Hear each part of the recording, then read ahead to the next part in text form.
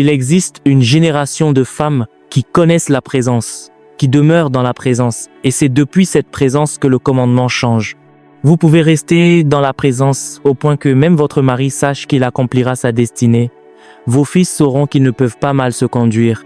Vous n'avez pas besoin de les faire asseoir à 5 heures du matin pour leur donner des règles de vie.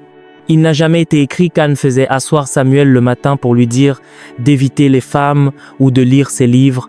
Avant même que Samuel ne vienne au monde, le contrat était conclu sur l'autel. Quand il est arrivé, il n'avait pas d'autre choix que d'y marcher, car il était déjà dédié. Ma propre mère me disait en riant « Toi, je t'ai donné avant même que tu ne viennes, tu n'as pas le choix. » J'avais beaucoup d'idées créatives en tête, mais je ne savais pas qu'un esprit veillait sur moi, attendant le temps fixé par le Père. Parce que je sortais de ses entrailles, je ne pouvais pas changer ce qu'elle avait déclaré. Comment votre fils peut-il s'égarer si vous connaissez l'autel? Comment votre mari peut-il courir à gauche et à droite alors que c'est le Saint-Esprit qui a manipulé ses pas pour qu'il vous trouve? Pourquoi pensez-vous être appelé mère? C'est parce que vous enfantez tout ce que vous avez. Si cela vient de vous, cela vous appartient. Chaque mère dépasse le cadre du foyer. Le jour où vous devenez mère, vous devenez la gardienne de tout un territoire. Votre prière devient une canopée, une couverture sur vos enfants, même lorsqu'ils sont en terre étrangère. Le premier royaume, l'endurance spirituelle.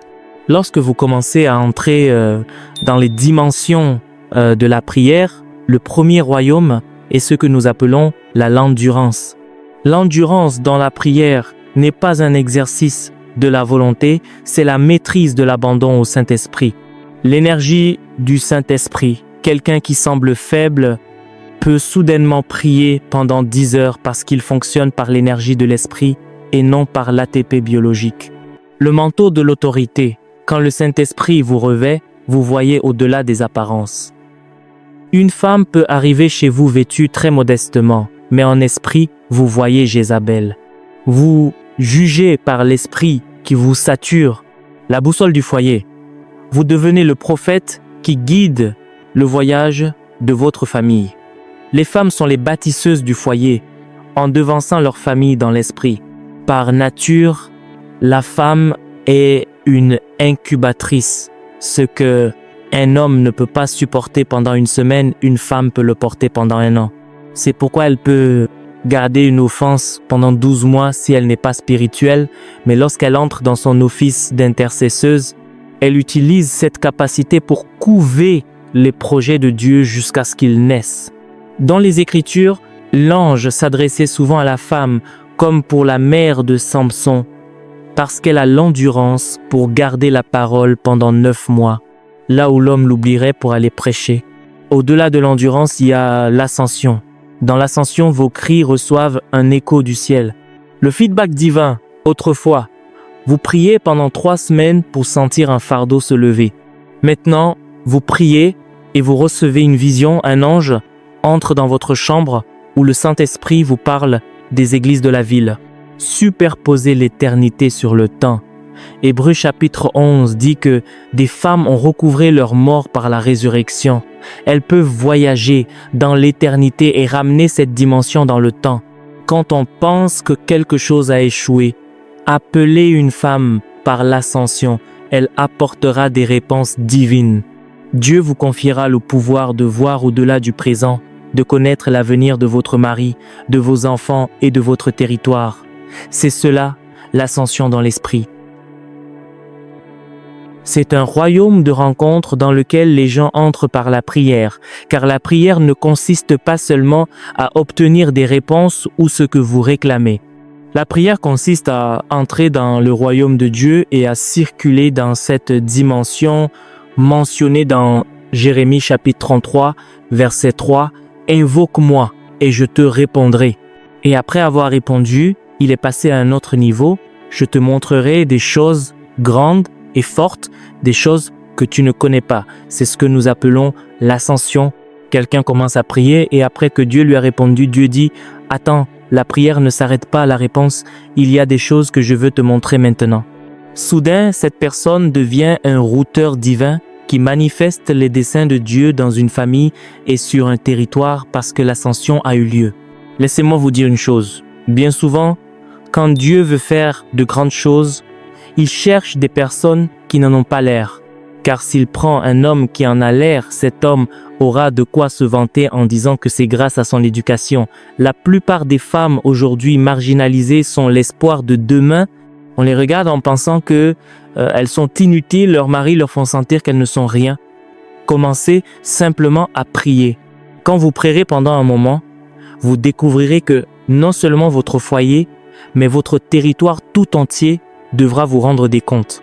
Les choses que Dieu commencera à faire à travers vous, on en parlera à votre mari et il sera sous le choc. Tu veux dire, ma femme, comment est-ce possible? Vous serez entré dans l'ascension. Il ne le découvrira peut-être pas tout de suite, mais le Saint-Esprit vous y aura emmené. Vous vous réveillerez en disant « J'ai fait un rêve aujourd'hui et voici ce que j'ai vu ». Votre mari pensera que ce n'est qu'un rêve. Mais ceux qui savent que vous êtes désormais une porte diront « Quand cette femme rêve, il vaut mieux prendre cela au sérieux, car c'est un système de feedback du ciel. C'est une dimension d'ascension disponible pour les femmes de cette génération. Et vous ne quitterez pas cette retraite avant d'avoir bâti une capacité suffisante pour voyager dans l'ascension. Bientôt, si le corps de Christ cherche une direction, ils chercheront là où les femmes prient et demanderont « Où sont les prophétesses parmi vous? Où sont celles qui parlent pour Dieu? Où sont celles qui voient dans le secret ?»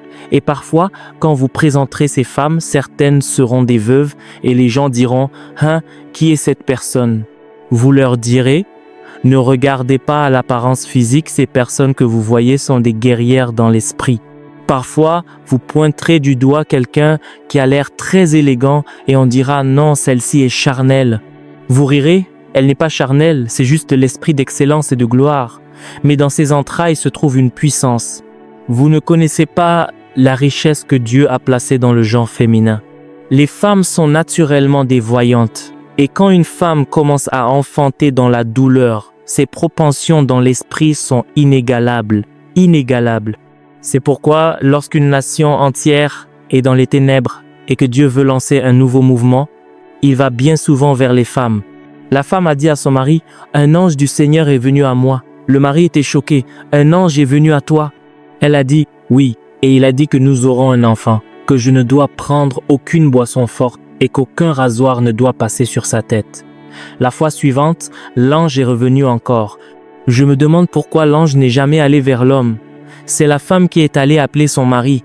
La plupart d'entre vous commencerez à amener vos familles dans des rencontres, vous amènerez vos fils dans des rencontres, vous amènerez des territoires dans des rencontres, parce que vous deviendrez une réalité ascensionnée. Le monde a beaucoup de prédicateurs, le monde a beaucoup de ministères, mais il y a peu de sentinelles, il y a peu de gens qui peuvent nous apporter le verdict du ciel, il y a peu de gens qui peuvent nous apporter les témoignages d'Abba. Parfois, nous sommes trop occupés par le ministère, trop occupés par des choses au point de négliger l'autel. Pour la plupart d'entre vous qu'on regarde de haut en pensant que vous n'êtes bonnes qu'à être des ménagères, il y a une dimension de gloire sur le point d'éclater à travers votre vie. Parce que vous marcherez dans l'ascension, vous marcherez dans une dimension qui dépasse votre instruction et votre éducation. Vous marcherez dans une dimension qui dépasse les encouragements ou les découragements que vous subissez. La société fait croire que les femmes ne devraient pas être au premier plan à cause de leur niveau d'alphabétisation, la culture. Les traditions et les coutumes portées par des esprits démoniaques ont nié les femmes et les ont mises en retrait. Mais les femmes se lèvent par l'esprit. Les puissances nées de l'ascendance ou du déclin humain dans la compréhension des desseins de Dieu ne pourront pas les arrêter. Le troisième royaume, le calme. Numéro 3, quand vous commencerez à prier, vous entrerez dans le royaume du calme. Le royaume du calme est l'endroit où vous êtes véritablement investi de puissance. Dans Exode chapitre 14, il est dit « Restez calme et vous verrez le salut de Dieu ». Vous arriverez à un point où vos mots ne seront plus simplement nombreux, mais quand vous parlerez, vous légiférerez les desseins de Dieu. Vous arriverez à un point où votre esprit sera tellement rassemblé que lorsque Dieu voudra s'exprimer, il commencera à parler à travers vous. Parce que vous serez arrivé à un endroit où vous pouvez manier votre sceptre. Puis-je vous dire une chose? Trop d'hommes ont servi Dieu, il y a donc une compétition dans l'esprit pour les hommes, mais il y a peu de femmes qui ont accompli les enfantements de l'esprit de Dieu. Quand on étudie l'histoire de l'Église, on n'en compte qu'une poignée. Il y a donc un immense vide que vous pouvez combler. De nombreux manteaux vous attendent dans l'esprit. De nombreuses grâces vous attendent dans l'esprit. C'est dans le calme que vous saurez. Et quand vous viendrez à ce royaume de la connaissance, vos paroles deviendront une arme, vos mains deviendront une arme, vos pensées deviendront une arme, et la gloire de Dieu coulera naturellement à travers vous. Car, encore une fois, les femmes recevront leur mort rendue à la vie. L'éveil et la restauration. Il y a des royaumes de prière dans lesquels nous devons entrer. Nous devons voyager dans la stamina, dans l'ascension, dans le calme, car beaucoup de choses dépendent de vous pour être accomplies. Vous ne venez pas à une réunion de prière comme celle-ci simplement pour compris pour vous. Vous êtes venus pour être éveillés aux réalités que Dieu a placées en vous. La plupart d'entre vous ont eu de grandes visions avant de se marier. Dieu vous a montré beaucoup de visions, mais quand vous vous êtes mariés, vous avez été encombrés par les affaires familiales. Aujourd'hui, Dieu veut vous ramener à cet endroit où vous étiez. En tant que jeune femme célibataire, des visions de Dieu venaient à vous, des anges vous servaient, mais les problèmes de famille et les soucis domestiques vous ont fait perdre cela. Dieu vous restaure. Pour la plupart d'entre vous ici, Dieu a donné des promesses extrêmement grandes et précieuses. Vous les avez vues, vous les avez connues, vous les avez crues, mais quand vous avez commencé à enfanter, vous avez été distraite. Un éveil est sur le point d'avoir lieu pour vous. Les choses que Dieu vous a montrées, la famille ne les arrêtera pas. La famille ne fera que les propulser pour qu'elles deviennent plus grandes au nom de Jésus. Pour la plupart d'entre vous ici, Dieu a promis qu'à travers vous, il activerait des dimensions. Vous l'avez dit à vos amis, vous l'avez prêché. Mais il y a quelques années, une crise est survenue et ces choses ont semblé ne plus être possibles. Alors que nous prions maintenant, vos yeux vont commencer à s'ouvrir et les choses que Dieu vous a promises dans le lieu secret, vous recommencerez à les voir se réaliser. Les onctions que vous ressentiez par le passé, vous recommencerez à les ressentir. Les anges qui vous ont visité par le passé, ils recommenceront à vous visiter. Tout ce qui constituait un désavantage jusqu'à présent se transformera pour votre bien par l'Esprit. Il est dit que les pleurs peuvent durer toute la nuit, mais la joie vient le matin. Il est dit que nos légères afflictions ne sont que pour un moment, elles produisent pour nous un poids éternel de gloire, alors que nous regardons non pas aux choses visibles, mais aux choses invisibles. Vous avez été distraite en regardant aux choses visibles, mais en ce moment même, le Saint-Esprit vous ramène à vos rencontres. Le Saint-Esprit vous ramène à vos visions. Le Saint-Esprit vous ramène à la parole du Seigneur qu'il vous a donnée il y a de nombreuses années. Les visions sont rétablies, les appels sont réactivés, les grâces sont relâchées à nouveau. Pour la plupart d'entre vous ici, vous étiez des prophétesses et des voyantes. Rien ne se passait sans que vous ne le voyiez.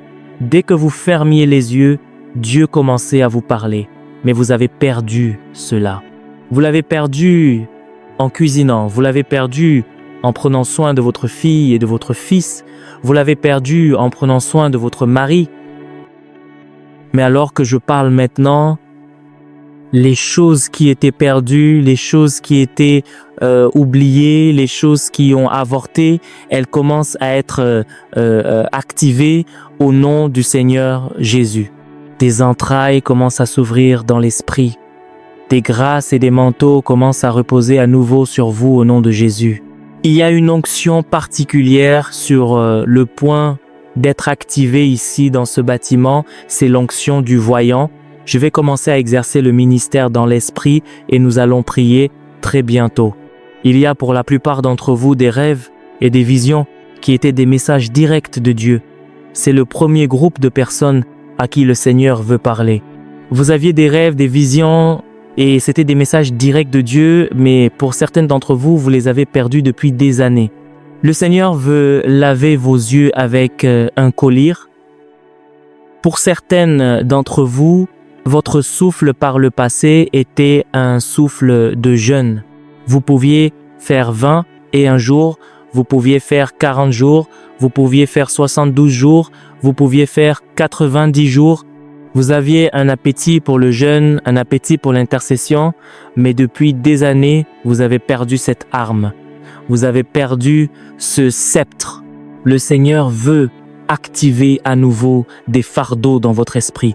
Les grâces que vous avez perdues, les dimensions que vous avez perdues, le sceptre que vous avez perdu sont sur le point d'être restaurés. Le Saint-Esprit est sur le point de commencer à s'adresser aux gens.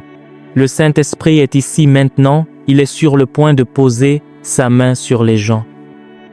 Ce moment est venu. Soyez sensibles. Des yeux commencent à s'ouvrir dans l'esprit. Des yeux qui voient, des oreilles qui entendent, des cœurs qui comprennent, des oreilles qui entendent, ici dans la salle et sur Internet. Pouvez-vous commencer à prier par le Saint-Esprit? Priez par le Saint-Esprit. Mon insistance ce matin n'est pas seulement de prêcher, c'est de provoquer des activations, c'est de provoquer la restauration, c'est de provoquer le relâchement de l'esprit. Allez-y, priez par le Saint-Esprit. Allez-y, priez, le moment est venu. Je suis pas venu ce matin pour prêcher, je suis venu pour activer des grâces. Je suis venu pour provoquer la restauration. Les choses que vous avez perdues, certaines l'ont été pour des raisons légitimes, mais le Seigneur vient restaurer, le Seigneur vient réactiver. Il nous reste moins de 50 minutes, nous allons prier maintenant. Je veux que nous prions violemment pendant 30 minutes. Je n'ai pas dit que je venais prêcher, je suis juste venu vous dire qu'il y aura des restaurations parce que vous avez perdu beaucoup de choses. Il y a des armes, il y a des manteaux, il y a des grâces, il y a des sceptres qui ont été perdus et que Dieu veut restaurer. Alors, élevez la voix et priez par le Saint-Esprit maintenant. Priez par le Saint-Esprit maintenant. Priez maintenant comme une personne désespérée, une personne qui ne veut pas sortir d'ici sans que quelque chose ne repose sur elle.